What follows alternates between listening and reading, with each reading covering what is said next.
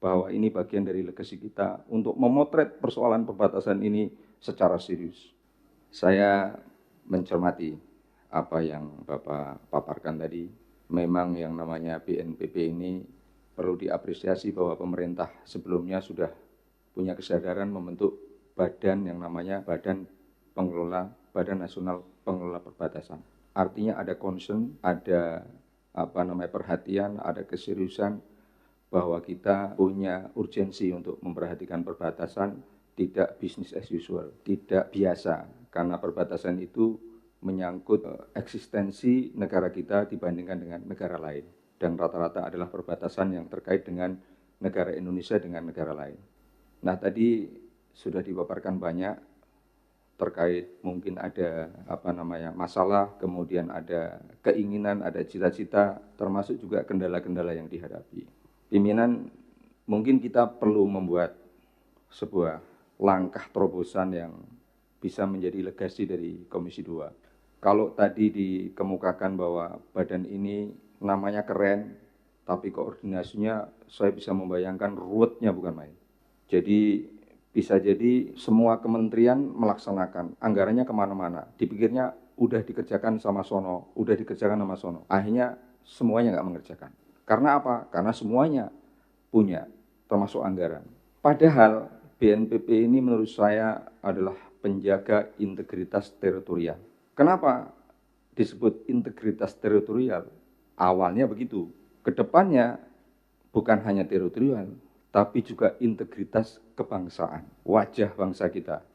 Kapolri saya tadi mengingatkan, tadi sudah disampaikan juga ada penyelundupan, mungkin penyelundupan manusia, mungkin juga narkoba dan lain-lain. Alhamdulillah kita punya BNPB, walaupun belum dioptimalkan perannya. Pak Ketua dan pimpinan semua, mungkin sudah saatnya BNPB ini mengambil jurisprudensi seperti ketika kita mau menghidupkan namanya Batam. Ada Badan Pengelola Batam. Jadi jangan hanya hal-hal yang kecil apa boleh kita lakukan atau eksekusi langsung, tidak. Sudahlah, urusan perbatasan BNPB yang mengantarkan. Kalau dia udah running well, diserahkan ke teritorial provinsi tersebut. Kita perlu menempuh jalan itu, karena udah kepalang tanggung.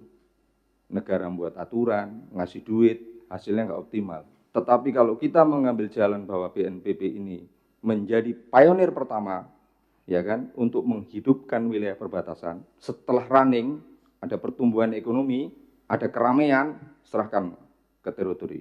Gimana? Saya kira itu lebih baik, sehingga anggarannya itu tidak tersebar kemana-mana. Dan ketuanya jangan Menteri Dalam Negeri, tugasnya udah seabrek-abrek itu.